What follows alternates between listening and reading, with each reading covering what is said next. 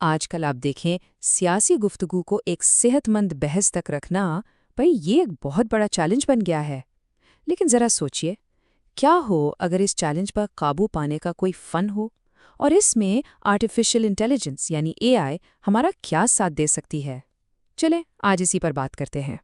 تو سیاسی بحث کا فن بات جب سیاست کی ہوتی ہے نا، تو گفتگو اکثر حساس ہوئی جاتی ہے۔ اس کی وجہ بھی بہت سادہ ہے، یہ صرف خیالات کا تبادلہ نہیں ہوتا، نہیں، بلکہ اس میں ہمارے گہرے عقائد، ہماری اپنی شناخت اور بہت شدید جذبات جڑے ہوتے ہیں۔ لیکن یہاں ایک سوال پیدا ہوتا ہے جو ہم سب کو پریشان کرتا ہے۔ آخر ایک عام سی منطقی بحث اتنی جلدی ذاتی جھگڑے میں کیوں بدل جاتی ہے؟ یہ ایک ایسی مایوسی ہے جسے شاید ہم سب کبھی نہ کبھی گزرے ہیں۔ اچھا، اس مسئلے کو حل کرنے سے پہلے اسے سمجھنا ضروری ہے۔ آخر یہ اختلاف دشمنی میں کیسے بدل جاتا ہے؟ اس کے پیچھے نہ کچھ گہری نفسیاتی وجوہات چھپی ہوئی ہیں۔ اور اس کی سب سے بڑی وجہ یہ ہے کہ ہم اپنے سیاسی نظریات کو صرف خیالات نہیں سمجھتے، بلکہ انہیں اپنی ذات اور اپنی شناخت کا ایک حصہ مانتے ہیں، اور یہ تعلق بہت گہرا ہوتا ہے۔ اور یہی وجہ ہے کہ جب کوئی ہمارے نظریے کو چیلنج کرتا ہے تو ہمیں ایسا محسوس ہوتا ہے جیسے وہ ہماری شخصیت پر حملہ کر رہا ہو۔ اب دیکھیں، نظریے پر تنقید تو ایک اچھی تعمیری بحث کو جنم دے سکتی ہے، لیکن شخصیت پر حملہ وہ تو صرف ایک دفاعی رد عمل پیدا کرتا ہے، اور بس وہیں سے سارا ماحول خراب ہو جاتا ہے۔ اور یہی اس پورے فن کی بنیاد ہے۔ جیسا کہ یہ اقتباس بہت بہترین طریقے سے واضح کرتا ہے، اختلاف کو دشمنی میں تبدیل ہونے سے روکنا ہی دراصل اس فن کی بنیاد ہے۔ تو پھر حل کیا ہے؟ اچھا، حل نا ان 3 بنیادی اصولوں میں چھپا ہے۔ پہلا اصول، اختلاف کو کبھی ذاتی حملہ نہ سمجھا جائے۔ دوسرا، احترام ہر حال میں قائم رکھیں۔ اور تیسرا، جو شاید سب سے اہم ہے، دلیل کو ہمیشہ جذبات سے اوپر رکھیں۔ اب سننے میں تو یہ باتیں بہت سادہ لگتی ہیں نا، لیکن ان پر عمل کرنا اتنا آسان نہیں ہے۔ اور یہیں پر ٹیکنالوجی کا کردار سامنے آتا ہے۔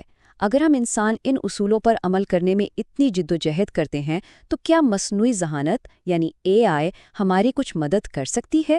آئیے دیکھتے ہیں۔ اے آئی کئی عملی طریقوں سے ہماری مدد کر سکتی ہے۔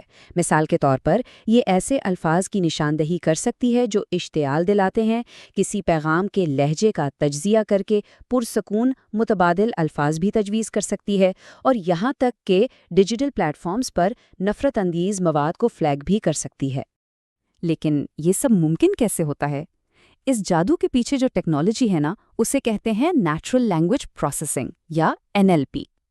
یہ اے آئی کی وہ طاقتور شاخ ہے جو کمپیوٹرز کو انسانی زبان پڑھنے اور اس کے پیچھے چھپے لہجے اور نیت کو سمجھنے کی صلاحیت دیتی ہے۔ کمال ہے نا؟ لیکن اے آئی کا کردار صرف ایک نگران یا ماڈریٹر تک محدود نہیں، یہ ایک ٹرینر بھی بن سکتی ہے۔ ذرا سوچیں، طلباء، صحافیوں اور سماجی کارکنوں کے لیے اے آئی پر مبنی ایسے تربیتی پروگرام بنائے جا سکتے ہیں جو انہیں سکھائیں کہ حساس موضوعات پر احترام کے دائرے میں رہ کر بحث کیسے کی جائے۔ یہاں سے ہم اس تجزیے کے سب سے اہم حصے کی طرف بڑھ رہے ہیں۔ سوال یہ ہے کہ کیا ٹیکنالوجی ہی حتمی حل ہے یا اصل ذمہ داری کہیں اور ہے؟ دیکھیں، یہ فرق سمجھنا بہت ہی ضروری ہے۔ اے آئی کیا ہے؟ وہ صرف ایک مددگار ٹول ہے، ایک آلہ ہے۔ یہ ہمیں راستہ دکھا سکتا ہے، ہماری مدد کر سکتا ہے، لیکن اصل ذمہ داری وہ ہمیشہ انسان کی ہی رہے گی۔ سیدھی سی بات ہے، اگر کوئی جان بوجھ کر نفرت پھیلانا چاہتا ہے تو کوئی ٹیکنالوجی اسے نہیں روک سکتی۔ اخلاقی طاقت وہ تو انسان کے ہی ہاتھ میں ہے۔ آخر میں بات اسی ایک نقطے پر آ کر ختم ہوتی ہے جسے یہ اقتباس بہت خوبصورتی سے بیان کرتا ہے۔ سیاسی گفتگو کے فن میں سب سے اہم عنصر انسانی شعور اور اخلاقی ذمہ داری ہے۔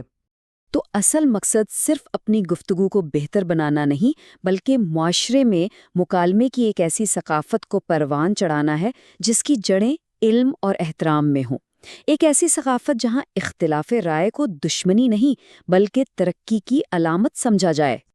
اور ہم آپ کو اس آخری گہرے سوال کے ساتھ چھوڑے جاتے ہیں، کیا ٹیکنالوجی واقعی ہمیں بہتر انسان بنا سکتی ہے، یا اصل اور پائیدار تبدیلی ہمیشہ انسان کے اپنے شعور اور ارادے سے ہی ممکن ہے؟ اس پر ضرور سوچیے گا۔